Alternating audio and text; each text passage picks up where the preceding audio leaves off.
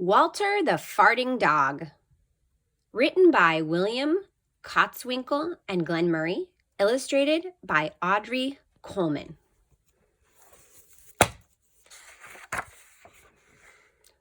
Do not write in books like this. Betty and Bill brought Walter home from the dog pound. Nobody wanted him, said Billy. But we love him, said Betty. Well, he smells awful, said their mother. I think you'd better give him a bath. Mother walked in and said, he still smells awful. And that's when they got the first clue. The telltale bubbles in the water. He's probably just a little nervous, said Mother hopefully. His stomach must be upset. But Walter's stomach wasn't upset. Walter's stomach was fine. He felt perfectly normal. He just farted a lot. He did it when he bathed. He did it when he played with Betty and Billy. He did it when he walked around the house. He did it in the dining room. He did it in the kitchen. And he did it in his sleep. That dog farts morning, noon, and night, said Father. He can't help it, Daddy, said Betty and Billy. They didn't mind Walter's farts. So what if he farts, Billy said to Betty when they were alone in their room.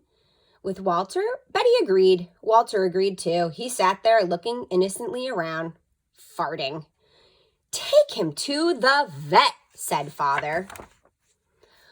Farting, said the vet, or rectal flatulence, as we say in the medical profession, and prescribed a change in diet. They gave Walter every kind of dog food he farted. They tried him on cat food. They gave him hot dogs, hamburgers, and lettuce and tomato sandwiches. They gave him fried chicken. They gave him rabbit food. They made him a vegetarian. No matter what that dog eats, he turns it into farts, roared Father. Walter got the blame for everybody else's farts, too. If Uncle Irv let one slip, he just went and stood near Walter. Then all he had to say was, Walter! And everyone would look at poor Walter. He has to go back to the pound, said Father. No, Daddy, please, begged Betty and Billy. Don't send Walter away. He goes tomorrow, said Father. They pleaded. Walter farted. It was all over. That night, Betty and Billy cried in their beds, and Walter looked at them unhappily. Oh, Walter, said Betty, you've got to stop farting, because Father is going to send you back to the pound tomorrow, said Billy. Walter knew how serious the situation was. He'd never see Betty and Billy again. He resolved to hold in his farts forever. When Betty and Billy fell asleep, he walked down to the kitchen to see if there was anything around to eat. He managed to open the cupboard door with his nose and found the 25-pound bag of low-fart dog biscuits the vet had prescribed him, which had made him fart more. Even though he knew they made him fart more, he couldn't resist. He ate the entire bag. Very tasty, said Walter to himself.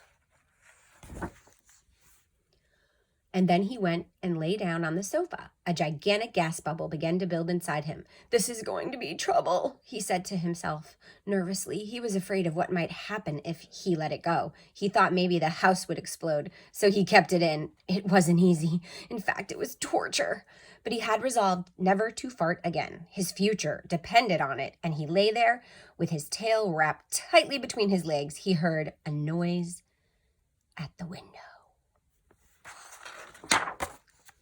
He watched it slowly open. A pair of burglars came through. They dropped silently into the kitchen. Watch out for the dog, said one of the burglars. He won't bite, said the other. He's a wimp. Walter might have bitten them, except he was so filled with gas he couldn't move. They tied a rag around his snout so he couldn't bark. Okay, whispered the first burglar. Let's clear the place out. They took everything they could get their hands on. Walter wanted to stop them, but he was having unbearable gas pains. He rolled on his back and waved his paws in the air. He gnashed his teeth. We've got it all, said the second burglar. Let's go. Then Walter let it fly. It was the worst fart of his life. It made a tremendous noise and shot him across the room. A hideous cloud filled the air. The burglars clutched their throats, unable to breathe. With tears in their eyes, they raced for the window. They tried to grab their bag with all the valuables in it, but their arms were too weak. Let's get out of here!